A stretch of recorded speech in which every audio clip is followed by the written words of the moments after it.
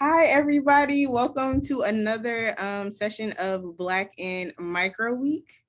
It is so great to have you guys here. And if it's a panel with me, especially if Dr. Dominique Carter is also joining us, we're going to have to start off with some music just to get it popping, get y'all ready and hyped for the community day panel and questions that we have that are coming from you and from us.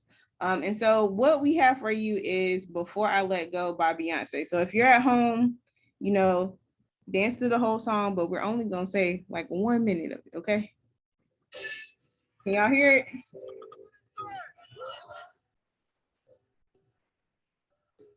I know everybody's trying to do the dance at home. So this is a family reunion kind of feel because we about to have a family discussion about what we can do to help our community as Black scientists, as the Black community approaching us as scientists. What can we do to help you and serve you? Hey, you make us happy. That's why we have Black in Micro Week.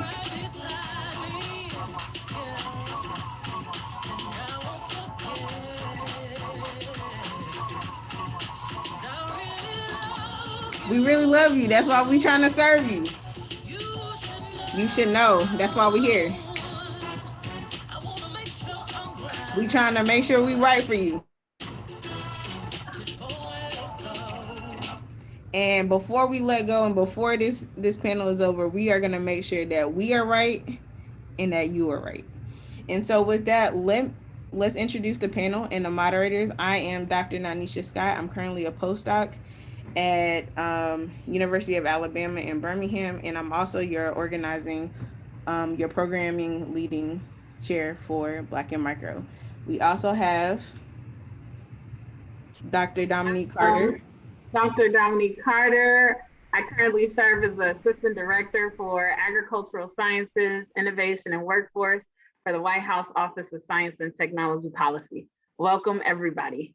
Yay, I'm so excited for today's panel. And so in addition to Dr. Carter and I, we have Brandon Till. He is a community health worker with NC Community Health, and joining him is his colleague, Gwendolyn Vinson. They both serve in the same capacity. We have Dr. Ashley Queen.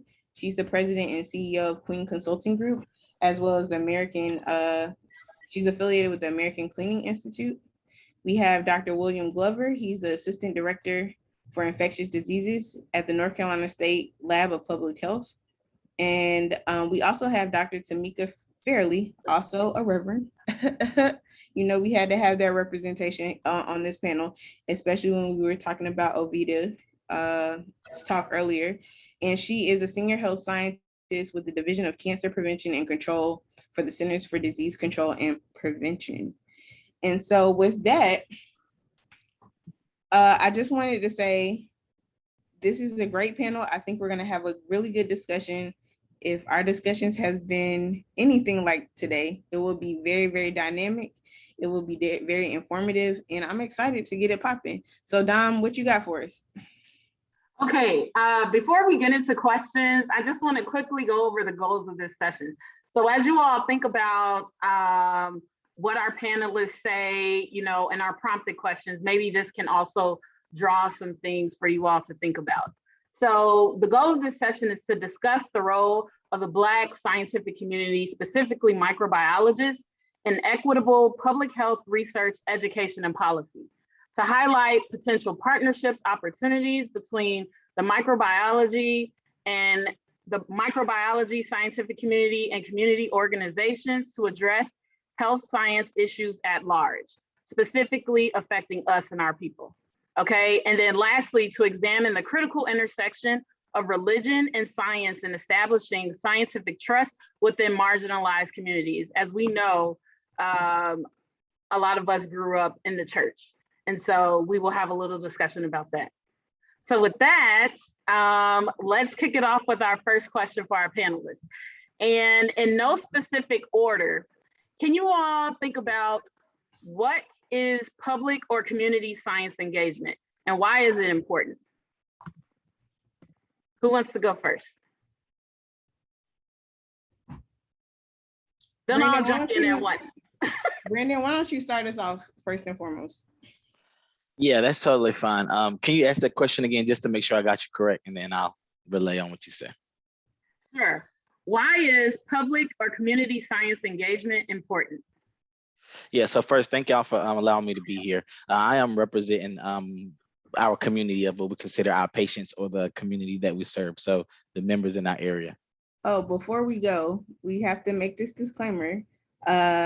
Once again, everybody, the views and opinions expressed on this panel does not represent the speaker's affiliation with their institution or organization. Okay, we can go back. Go ahead, Brandon. Yeah. Thank you for, just coming in and blocking my thought right out of my head. But Sorry, I had to do one point. Okay, my bad.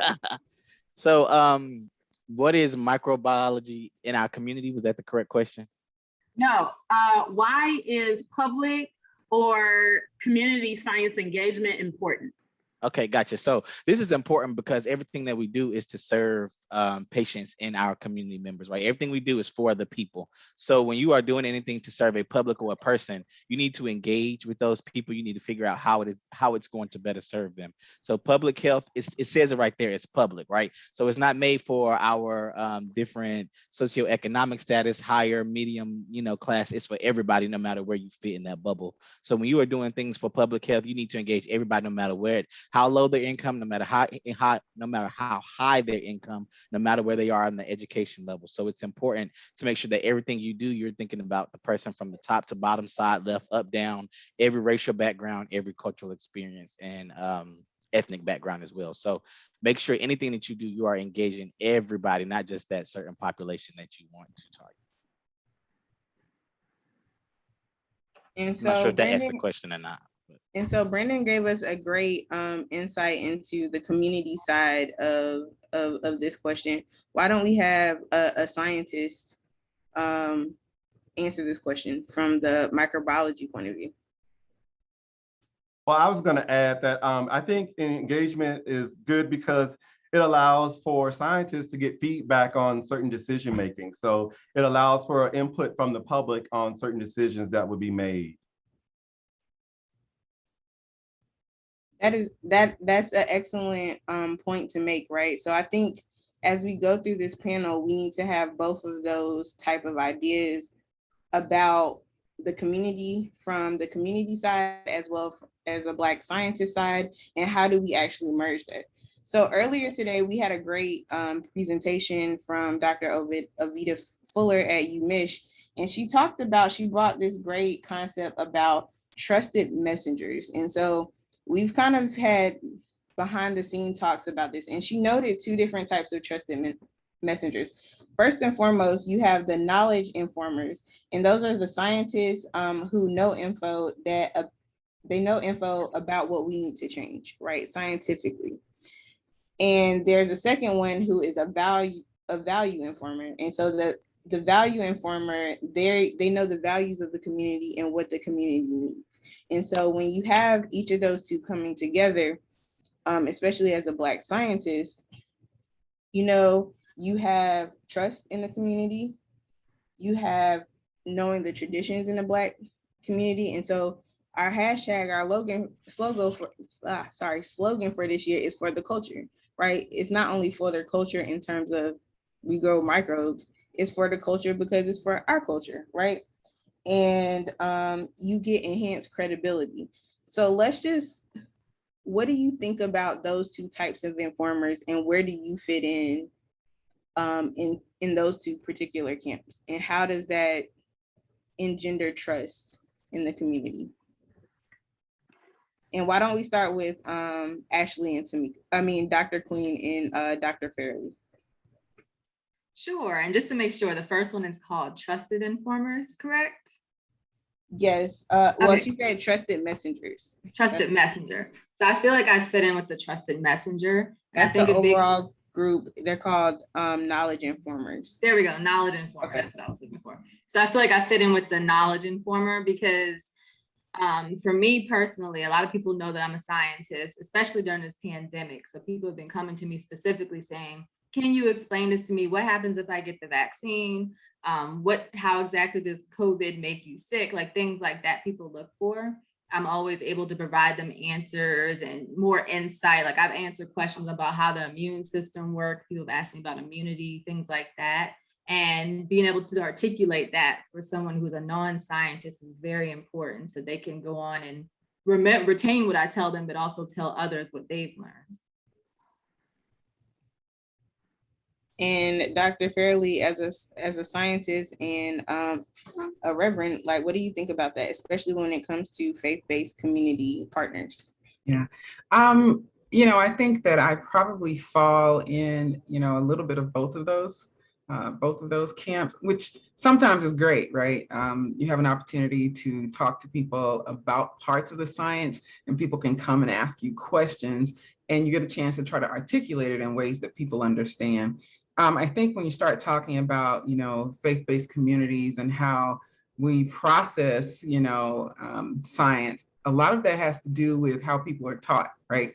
There's how you're taught in the school systems, but there's also, when you start moving into faith-based communities, there's like, what's the platform that's coming from, preachers and teachers and imams and all of those types of people? Like, what are they delivering?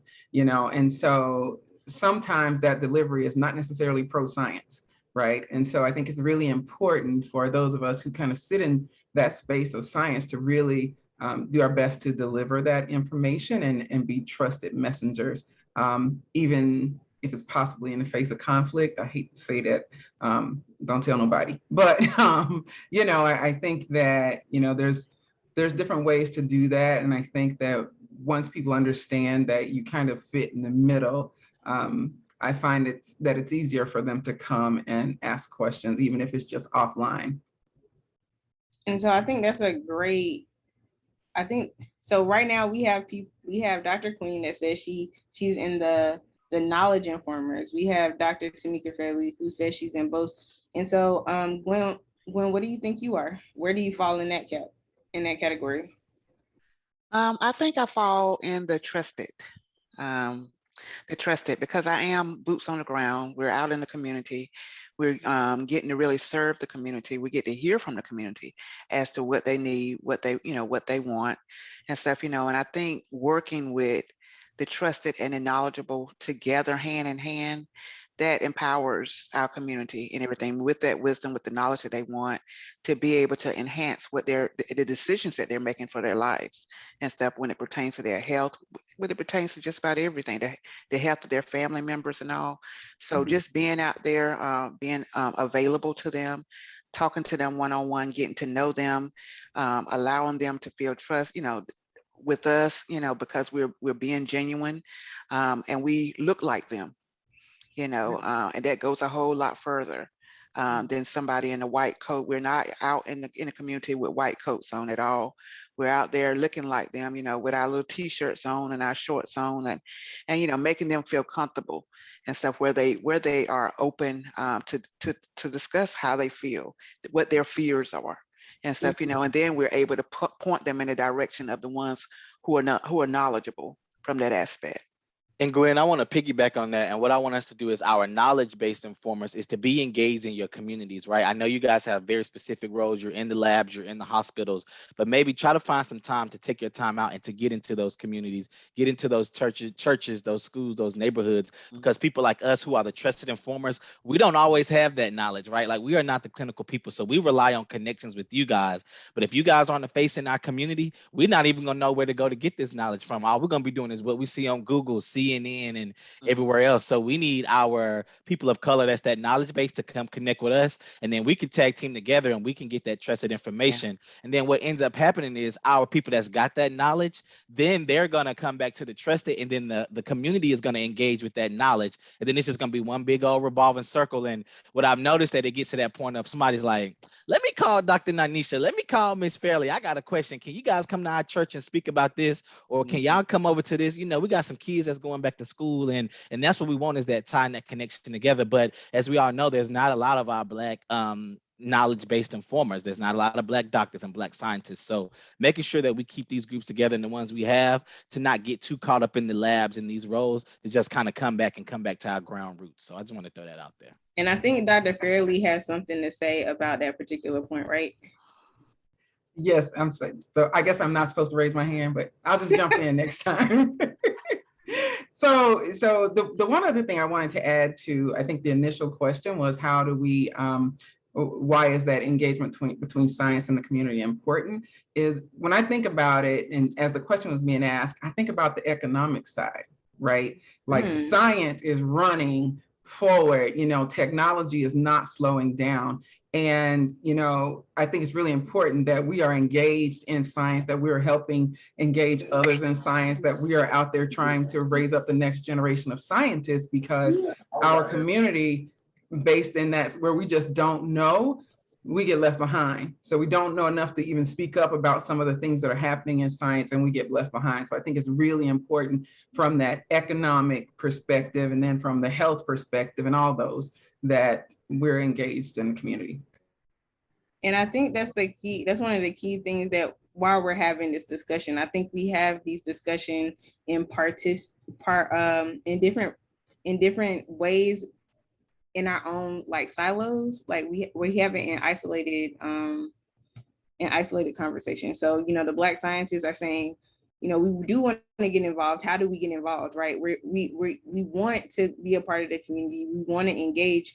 And we have this duality because we are Black and we are in the community, but yet, this perception of scientists is that we do stay in the lab. We do get out, right? But how do we increase that more? And I think Dominique is gonna talk about that a little bit more with the next question.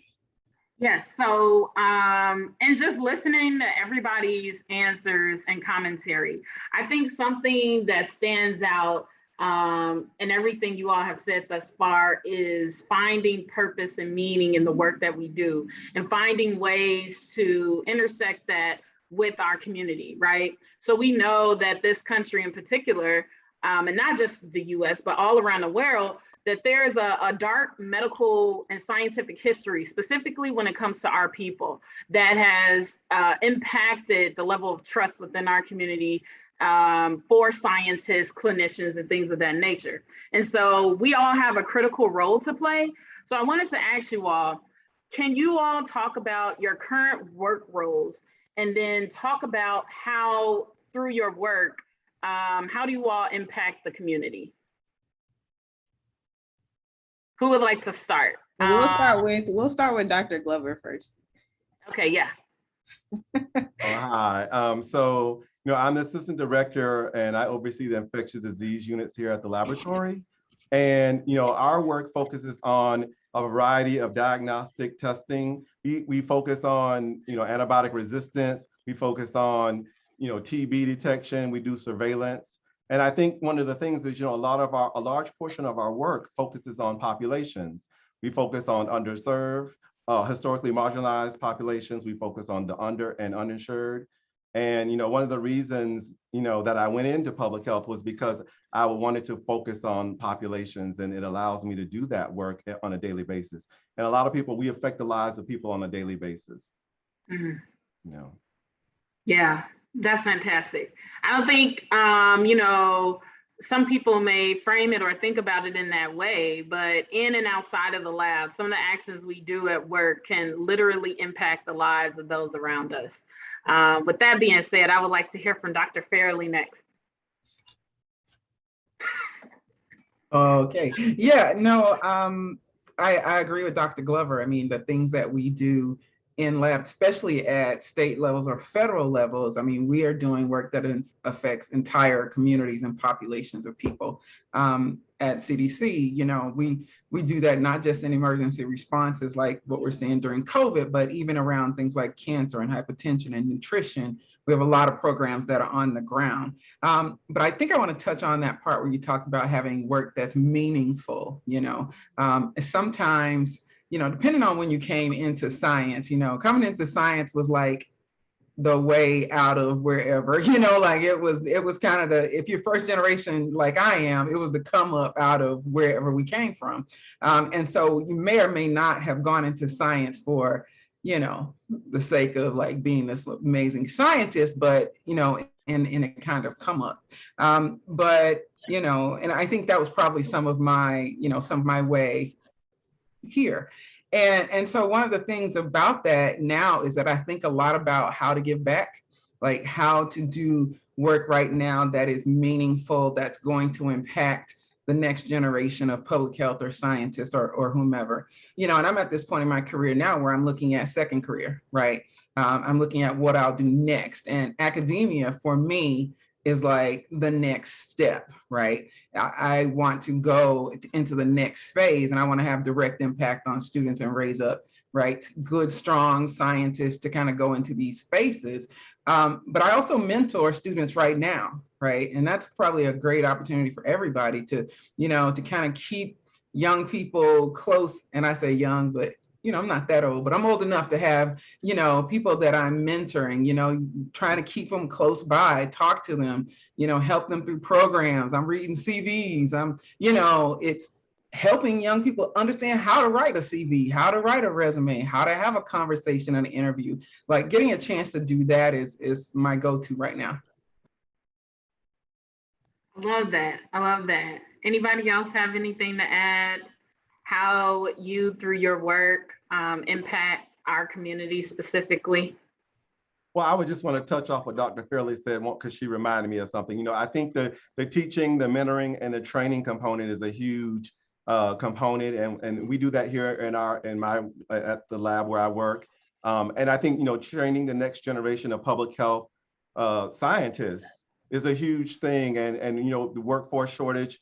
We know there's a prediction of workforce shortages in healthcare and in all disciplines.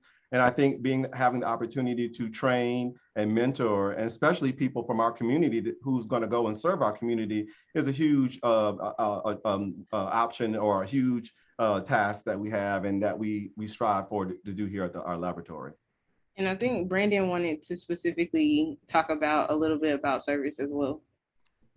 Yeah, so just to, about that question. So my role is, like I always tell people, I don't work for an organization. I work for my community. I work for my people, right? So as a community health worker, my role is to be there for you as the patient, as the community member, and get you what you need. So we focus on resource coordination. We focus on closing that gap between healthcare and science in our regular population, right? Everybody doesn't have that science and that clinical background. So you are given some information and you don't understand it. Well, that's, I'm here to help you support and get you what you need.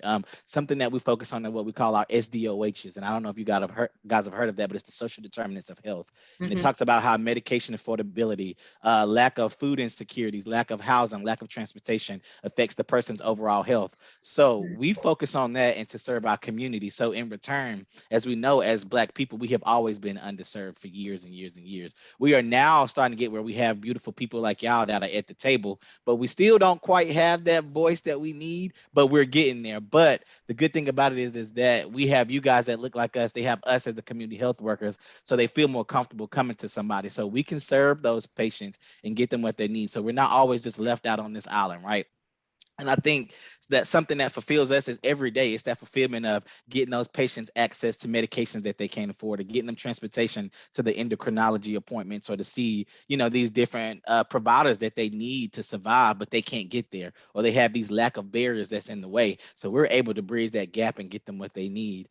Something else that just fulfills me is that we're serving people from newborns all the way to 100 years old. So there's it's a wide category. So I get grandmamas, aunties, granddaddies, and I'm talking to them, they like, baby, I'm, this, that, and the third, but it's just that relatability of that they can be that open and vulnerable with me, and I can be just as vulnerable with them. So I enjoy being this community health worker. And what I want to highlight is, you guys were talking about mentoring and kids coming up. We do need more Black scientists. We do need more Black doctors, but the reality is everybody is not going to be a scientist. Everybody's not going to be a doctor. But the way I look at it is, everybody can be a community health worker, no matter what your educational background is. All these kids can serve that community that they grew up in, be it whatever project, whatever low income, whatever trailer park. You can be that community voice and that person to support all those that's around you. So you might not be a scientist or doctor, but you'll still be important by serving that community and being a community health worker, or just being an advocate to connect with other people for where you came from. So I think that's what I enjoy about my role. And I think that, between Brandon and Dr. Fairley, I think they brought up some really, really good points that I wanted to touch on, right? So one second, Nanisha. I think Dr. Queen was gonna say something. Oh, I'm sorry. Go ahead, Dr. Queen. I was trying to find my moment to slide in there. Go slide in. But I just want to make a segue in because, you know, for me, like with the work I do, like I work for American Cleaning Institute. So I'm the director of microbiology and public health. So what I do here is a indirect impact. So basically I represent cleaning products industry and making sure ingredients and topical antiseptics are safe, and, you know, our detergents, soaps, hand sanitizers, things like that. But on the flip side, with my consulting company, I specifically do public speaking. And a big part of that is making sure I get that interface, because I used to teach and I miss that. And so I feel like this is my closest thing to teaching. So I use it as an opportunity to talk to individuals from different populations. I've spoken to churches, academic institutions. It's just nice. And one thing I definitely get on the back end of those are messages from people who are like me saying it was so nice to see somebody like me have this conversation. And I think that us as scientists and community workers, we have that opportunity. People are looking for us to do that. And maybe we have to be the ones who make a point to step out there and do that, because it's definitely needed. And on the mentoring end of things, I just want to throw a quick plug out there. Me and a couple other scientists, we're starting a nonprofit called STEMpire. And it's going to launch in a couple of months, but it's a mentoring and resource hub for Black professionals in STEM. And so for all of you who are interested in being mentors, we'd love if you guys could join us and be a part of that. And anybody watching this, please reach out to me. So with that, and now I think I have to add Dr. Queen to the point that I was about to say. I think the common theme that we have within all of the panelists, and that I think that can include Dr. Carter and I, is that, you know, we're servant minded, right? And what I really, oh, you see all the heads just nod. So yeah, y'all know it's real, okay? But we're service minded, and I think what really touched home between what Dr. Fairley said and what Brandon said, and this is also what Dr. Fuller said this morning, and it's also part of my driving force, is that if you don't know me, I'm from North Carolina. I'm from Raleigh, North Carolina, right? I went to high school, see, Brandon already know. I went to high school at Southeast Raleigh High, and that's in a specific part of Raleigh where it's a predominantly Black, right? And so my parents grew up in predominantly Black neighborhoods. And so the community is there. And, you know, I remember sitting with my grandparents and my cousins and my aunts and uncles, and, you know, having that community there. And just because, you know, we went to school, right? People who gotten their BS or their doctorate, we went to school. It doesn't mean that we still are not reminded and we don't care about our community, right? Because in the end all be all, whether you get a degree, whether you are a doctor in the lab or a public health professional in the government, in private industry, whatever, or you're a community health worker, just like Brandon said, we're all advocates and we fit in the spectrum because they're all roles that we can help fill in to make us better as a community. And so what I wanted to ask each and every panelist, and it would be great, even Dr. Carter could answer this, what was the thing that made you want to continue to do service for your community, right? So each of us have like a mentor, someone that sparked it for us. Like, you know, a lot of times I do bacterial work, and I do it for my family, right? Because Black people have social determinants of health, right? We have healthcare inequality, right? We have food deserts. We have all these, we have socioeconomic things that contribute to what's happening to all of us as a population. And like all those things, because I was in a community, you know, and I saw those things, I want to affect change. And it's like, how do I affect change in the way that I best can serve? You know, is helping found Black and Micro, right? Communicating, talking about science with just going to Southeast Raleigh, honestly, or, you know, talking to a faith-based minister and saying, hey, you know, we want to talk to you. So I really want to know from each of you, what inspires you to continue to do service, because that's a commonality that we all have. And let's go ahead and, can we start with Gwen first? Yes. Great question. Mine started out personal and everything. I was diagnosed with pre-diabetes and everything, and I was introduced to a program called Strengthening the Black Family that had a program that assists with classes with diabetes. And that diabetes runs rampant in the African American community and stuff, but being able to go to a program that for people that look like me, that were able to sit down with me and on a one-on-one and walk me through how to be able to process through that, to turn things around in my life and everything, where it wouldn't go into full diabetes and stuff, that's where the passion started. By the end of the class, my instructor was like, you know what, you would be great for community service and stuff. I would love for you to get certified to start teaching these classes. And I did. I saw the need. I saw the hunger in the people's, eyes and everything, that they wanted to be able to have that knowledge, to be able to empower them, to be able to be the best version of themselves. So that's where I started. And I've been doing it now for 10 plus years, to be able to be out in the community, to be able to listen, which is so very important and everything, to listen to the people, to be able to direct them into so many programs. A lot of people suffer silently and don't realize that there are resources in the community that are able to, and available for them to use. They just don't know. And unfortunately, we as a people and everything kind of have a little pride from the standpoint of, we don't feel comfortable enough to ask. Well, I shouldn't, I'm not going to ask anybody and everything. So therefore, again, we're suffering silently, but to be able to be out there and talk to them one-on-one, and they feel comfortable, build that trust, but they feel comfortable to ask for things. And then I'm able to direct them into those resources, that where they can find their foods, where they can find, transportation, where they can find their housing when that's available, and medication, and they're so appreciative and stuff that the services are available. But like I said, if we're not out in the community allowing them to know that these things are there and everything, it kind of hurts our community a little bit more. And stuff. So.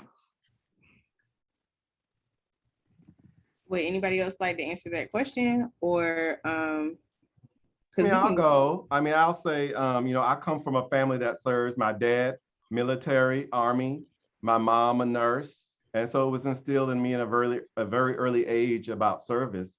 And so, throughout my career, I was also lucky to have mentors. And, I was always drawn to science, but I never figured out how I could use science to serve. And it wasn't until I was older and was in undergrad and then graduate school. And after my postgraduate work, I was turned to public health. And I did a rotation at the State Lab of Public Health, and it was there it kind of clicked. I'm like, okay, I can use my science degree to do good in public health and serve communities and have the best of both worlds. And so that's how I got into service, and that's how I'm in public health. And I've stayed in public health because I enjoy it. And okay. So it seems like Dr. Fairley wants to answer, and then we can go to Dr. Carter. I'm Dom. It's all good. We family in here. Dom, you want to go ahead and go? Oh, no, go ahead. Yeah. Okay. Yeah. No, I was laughing as I was sitting here. I was like, I went into service because I used to watch the Peace Corps commercials that came on. I don't know if anybody remember those. Like, Peace Corps, the toughest job you'll ever love. You remember that? Okay. But I always saw those people out there serving these people who were in need, and I thought that was the coolest thing in the world.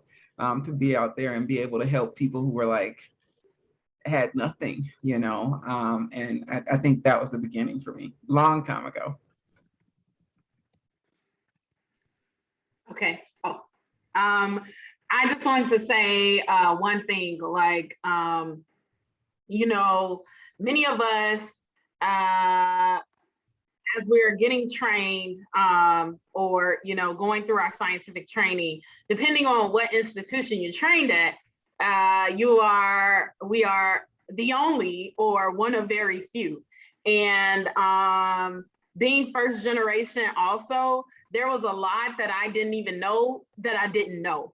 And so I have been very impassioned ever since I finished my training to be like this type of professional plug. Because one of the things in our communities, like, we say, oh, underserved in this area or under-resourced, lacking access to healthcare. One critical component that I feel like permeates everything is a lack of access to information, right? We don't know what we don't know. And so something that I will do for the rest of my life, even in my retirement, is put people on, period. Specifically, people who look like us, okay? And those of other marginalized communities. So that is how I serve every day. You know, somebody contacting me and asking like, hey, do you know about this? I'm interested in this. How can I get in this? I literally do my due diligence and go out of my way to find opportunities for people, because when I was like at the end of my training and I knew that I wanted to do something outside of the lab, I didn't have anybody to talk to. And I'm so grateful that I found out about like a Black Science Twitter, because that literally served as my community to get me through like my last year of graduate school, and also served as a resource. And so that is something that I will do in every aspect of my life, like whether I was a microbiologist or a lawyer, you know, this is how one of my favorite ways in which I give back. And I also do lectures and speaking things of that nature. For example, in this pandemic, there's so much misinformation floating around. Some of the things that some of my family says to me in terms of like why they're not getting vaccinated is just like, what? And you know, I try to bring it down because I understand like, you know, why there's some hesitation and mistrust there. But at the same time, it's like, how do you combat this with like even showing data? Like this is based on data. Show me your data, and then they show you like a meme from Instagram. How do you like, these are the type of conversations that we have to continue to have, because it's just like you can't even go against that. And it's almost like this body of evidence, they hold on so tight to it. It's like, wow, we have so much work to do. But I'll just leave that there. And I think that's a really good point, right? She brings up scientific literacy, right? And I think that's another topic that we should talk about, not only scientific literacy, but from the community's perspective, what are the things that they should look out for a knowledge-based person? Like, what are the skills that we need, right? So Dom kind of touched on, we might need to explain data in a different way, right? So scientists are definitely trained to talk to other scientists, but I don't talk to my parents like that. You know, when I had to talk to them about the COVID vaccine, you know, I took a picture, and not a picture, but like I had a diagram, and I was like, let's walk through this of what the vaccine is, the different components, what happens in your body. You know, let's break down the data according to age groups, according to like gender, male, female, different things like that, according to populations, if that was available. So from the community side, what can we as scientists, like, what do you look for? What do you need from us in order to, for us to effectively communicate with you? And then we'll turn that question around after Gwen and Brandon talks. And we're gonna ask from the scientist perspective, what can the community do to like help us be better communicators? So Gwen or Brandon? Okay, Brandon wants to go first. Well, go ahead. I was just about to say, Gwen, you can go if you want to, but it's all good. So one thing that I've learned since being in the community role, what we do is anything that we're putting out that's going to be hard copy or read, always put it at a second grade reading level. Microsoft will go and adjust certain things and put it at a certain reading level. Make sure it's at a second grade reading level. What we've learned from data is that things at a second grade reading level has been universal. So pretty much everybody will be, not everybody, but a big majority will be able to sustain with that second grade reading level. And even if the adult can't read the second grade reading level, there's somebody close by that will be able to inform and kind of tell them what that is. So first thing is, if you're putting out any publication, second grade reading level. Second thing that we are learning from the to be a knowledge-based informer, be somebody, make sure we're looking for somebody that just because you look like us, we need you to be for us, right? Because as we know, there's people that might look for us, but they're not really for us. They're not asking the questions and seeking out the information that's going to be truly for people of color, right? So make sure you're going to be for us 100%. no matter what it is, okay, let me ask you this question. How is this affecting this, and this, because that's what we need to know for us when we're coming back to give to our community. Something else to be in a knowledge-based informer, or to kind of make that connection to the community, is make sure that you're someone that's going to be humbled and see us for who we are, not for where we come from. Meet us where we are right now at this time. Don't just, look at, oh, I might live in this trailer park. I might have a bachelor's degree or something. This is what I can afford, because teachers don't make no money, So just when you come to us, see us for who we are and in that moment, and not just, this medical jargon. Don't get rid of all the medical jargon. Come as you are. And I always tell, when you come with me, baby, we rolling in. We put your sneakers on, put your shorts on, Put your put your sneakers t-shirts on. on. Okay. Because I'm you not come mad in. at that. Put your sandal. We're coming to work. We coming to be out here. We in these streets, as they say. We are in these streets, and you come to my door and you knocking, because we're in the community. We going door to door. If you come and you all suited up, I'm like, oh, they trying to sell some insurance. They trying to Stop it, who I Brandon. owe. Stop Who I it. owe. Stop I need it. you to, I Beat you to need. blind and be like, Yeah. I don't know who that Look, is. everybody should get quiet, get quiet. I don't know them, quiet in the house down. So just coming humble, coming with a different mindset, and coming to meet people where they are is what I'll say for that. And making sure that your content that you're giving out is at least that second grade reading level. And sometimes that person might even be a little lower than second grade. So just kind of get a feel for that person. And when you go, get to know them, ask some questions. Yeah. Hey, how you doing? Where you from? This is how long you been living in this neighborhood? And that kind of gives them time to open up, because they're not just, some people just gonna come right off the back. So tell me about this COVID. What it do? Like, am I gonna get it? Or some people will be a little bit more reserved, because they might be more insecure with themselves and the education level of where they are. So that insecurity is gonna kind of keep them from asking those questions. So really just come humble, open-minded, ready to meet them where they are is one thing I'll say. And make sure that you have accommodating information and education materials that's gonna fit that level. Hey, Brandon, do you ever? I Sorry, just go had a ahead. question for Brandon. Go ahead. I was going to say, Brandon, do you ever take scientists out? Have you ever thought about taking scientists out with you when you go out into the field? I have not, because I don't really know that many scientists of color. Let's see who was available. Now you do. Now you do. This is what the panel is all about. When I found out Dr. Glover was in Raleigh, I said, oh, yes, sir. We get right in these streets. You shouldn't have told me you was in Raleigh. But no, I do take clinicians, nurses, nurse practitioners, or a doctor with me. I do that. But I haven't met any scientists. So this is great to, meet this platform and kind of all these other people. If you in North Carolina and you want to come serve, let's do what it do. Let's get it popping. Let's get it. And I'll promise I won't wear a suit. Yeah, no. I'll Right. probably bring you a little fit. I got something for you. I got like a little NCCUT I can put on you or something. Okay, look, please, I'll get you right. I like that. I got them. I'll get them right. I'll be there to support you in my North Carolina Central swag and gear. There we go. Because if you think about it, majority of our HBCUs are in our Black communities, which are considered the lower income areas anyway. Even though back when HBCUs was founded, those were your more prominent areas, but over time, the decline and the lack of support has caused those areas to go down. So, but it's all good. It's a movement. We're gonna get it. And not only that, and we kind of touched on this on STEM Med panel, which is why we have a big HBCU push, right? So most of the PhDs that come, and medical doctors, Black medical doctors, they come from HBCUs. So once again, we have this community ingrained of service and of an untapped resource, right? So we have these HBCUs that, people come through the ranks. A lot of us are still first gen, even in this day or time. But somebody from Winston-Salem is here. But anyway, so the first gen, they still have this strong, compassionate tie to want to serve. And once again, this panel is, how do we actually get these opportunities together for scientists to serve in the community? And Dr. Fairley made a good point. Do you take, as a community worker, do you take scientists out? Because sometimes we need help. I will say that for myself, right? When I used to go to school in St. Louis, I did a lot of community work, right? I tutored, I was at my church, things like that.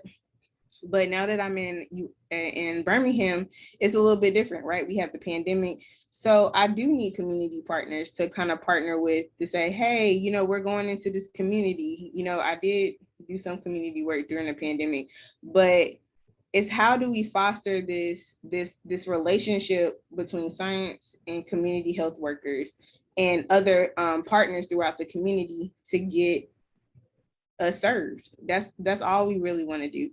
And so Gwen, did you have anything to add in terms of what Well, people in the community look for? Oh, wait, yeah, Dr. Glover, mean, I guess I want to touch based on what you were kind of saying about, and maybe it was Dr. Carter as well about, we're trained to talk to other scientists as scientists. And so we have to kind of rethink how we communicate. And I came across this, I think it's called, it's Nancy Barron's Escape from the Ivory Tower. And she was talking about how you got to change your thinking. And so, we do background, supporting details, and results and conclusions as scientists. And she says you need to flip that and be like, bottom line, so what?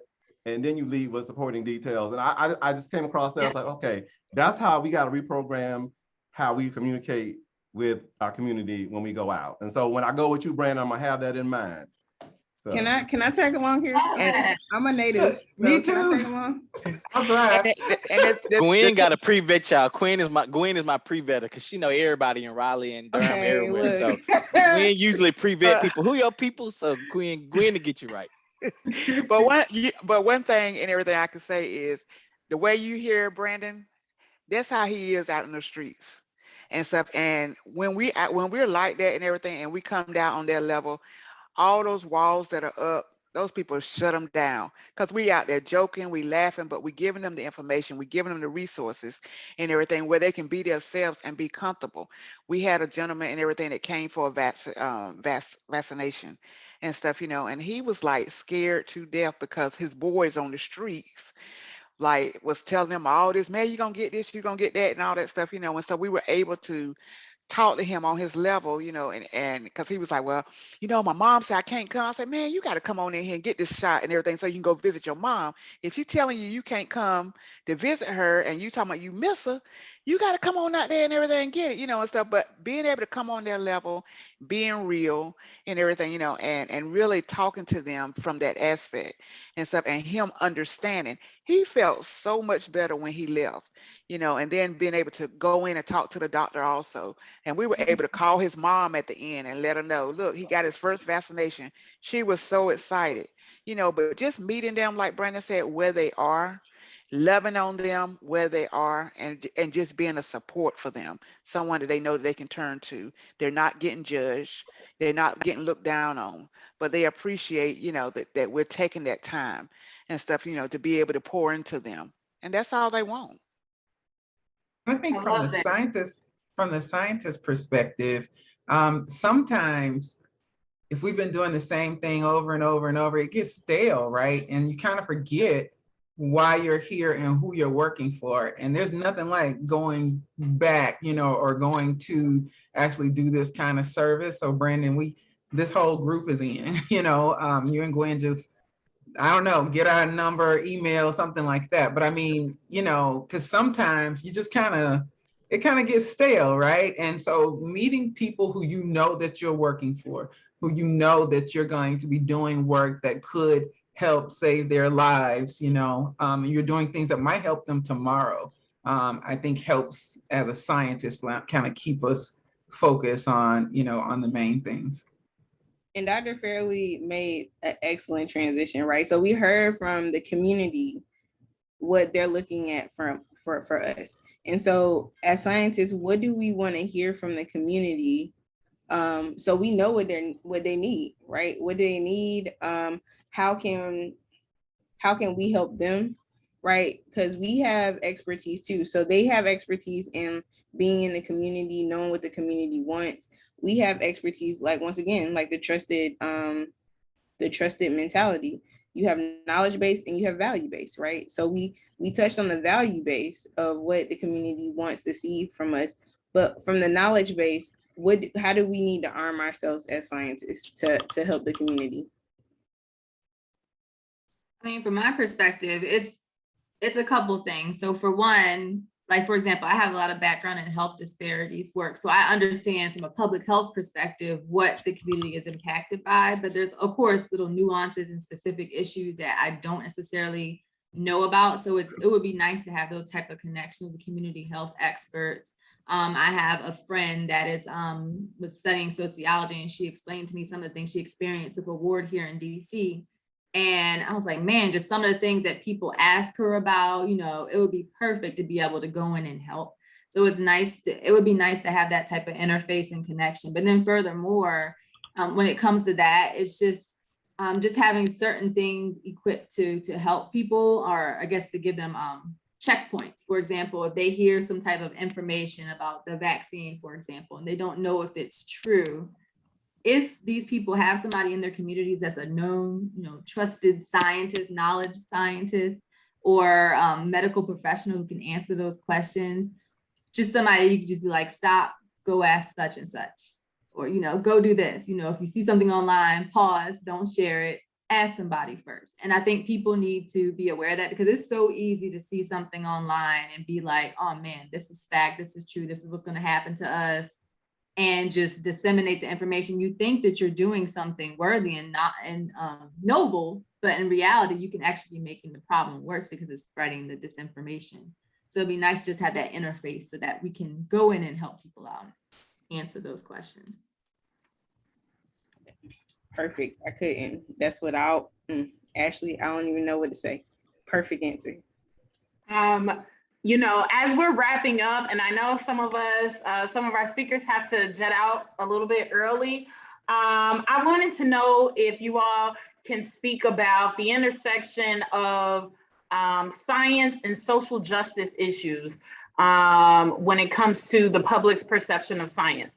And what is, the premise behind this question is, we know that 2020 was a year of reckoning for multiple reasons, but specifically for our community, we had on world display what we all know to be true as a part of our daily lives, right? How we are weaponized because of the color of our skin, and how that manifests and what that looks like for Black men and women in this country in terms of our lives being in danger.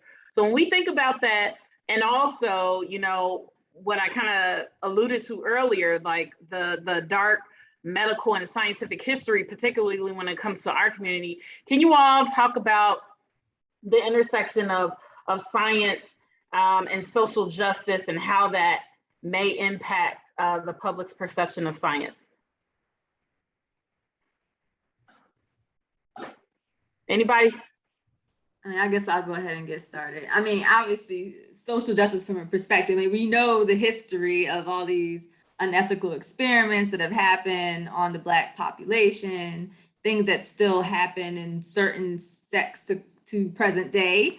And it creates a lot of distrust, and it's actually very valid distrust. And I think that's something that we really have to combat, because on one hand, we're telling people, you need to trust this, but on the flip side, they can't trust something else for another reason. And so I think that's an ongoing issue that has to be combated, but it's not just our responsibility in that respect. We also have to push those who are doing the things that are wrong to be held accountable and to change their practices. And because we're in these positions, we have more power to be able to do that. And then from that top-down perspective, that trust from the bottom up will be built with time, but it requires our efforts. Yeah, absolutely. Anybody else would like to contribute to that? It's a great question. It's a hard question, right? Because our, people in the community who look like us, who have experienced things, associated with science, right? With doctors of various kinds, that's just their experience. And many of us, that's our experience too, right? And so I think the hard part is to make sure that our relationships are still like here, like, hey, I'm a scientist, but I know the experience. Like I've been through it too. Yeah, they still do me like that at the clinics and hospitals too. And then trying to figure out how to bridge those other pieces. But what I found is that when people hear you're a scientist, right? Like, they hear you're an MD all the time, but when they hear you a scientist, there's this thing, like there's kind of like an enthusiasm and I don't know if other people have experienced this, like people get, they're excited and proud. And so I think that space is the opportunity for us to kind of get in there with information. And before there's a pandemic, like, on the regular basis, not, before there's a crisis when we're trying to educate on the back end, which is hard because that doesn't go well, but to be having those conversations all along. I think would help. But there, you know, I think people in our community are really proud to see us in this space, right? And I think everything that we can do to kind of honor that for them is going to be great. And so I just for the audience, I think there have been several gems, honestly, that have been dropped throughout this panel.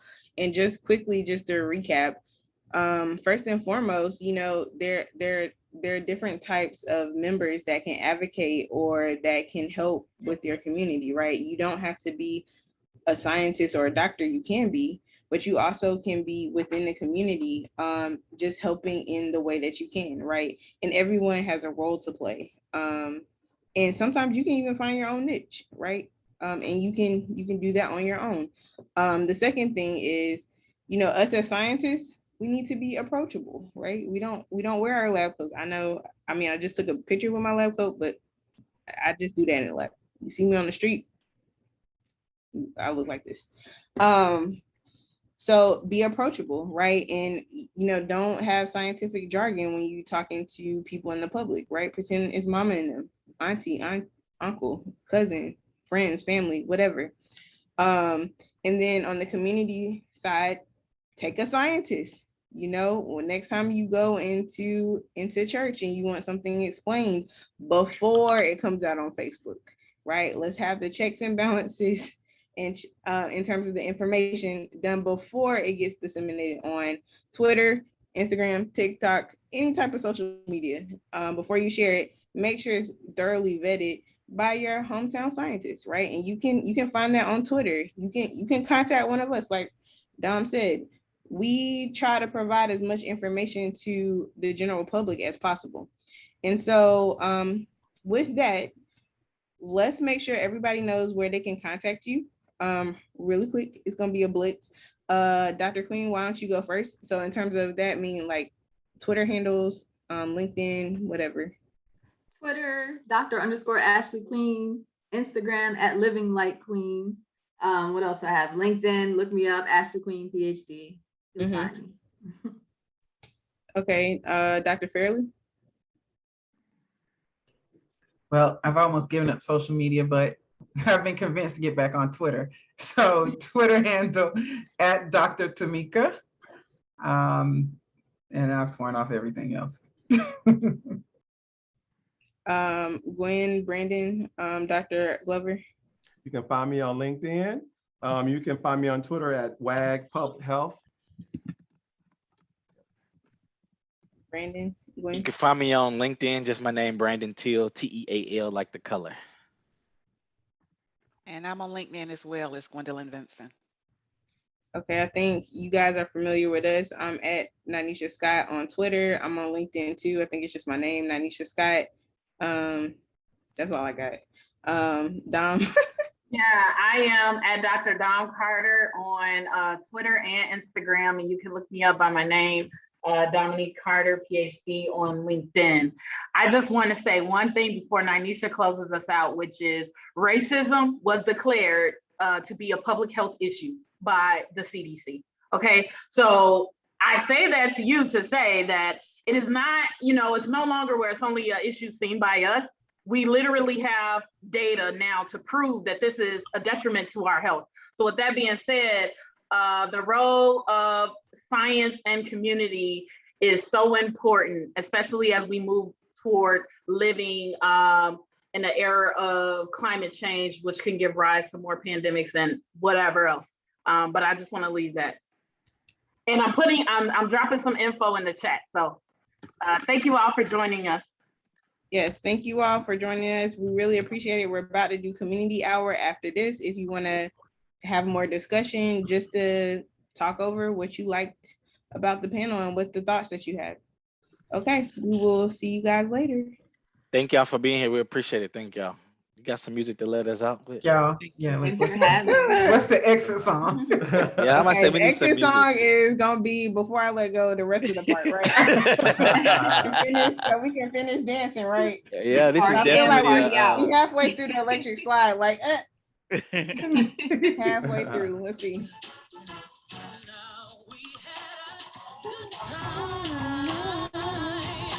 That we can Y'all had a good time. I know y'all did. It was like the cookout. It was. That was pretty lit.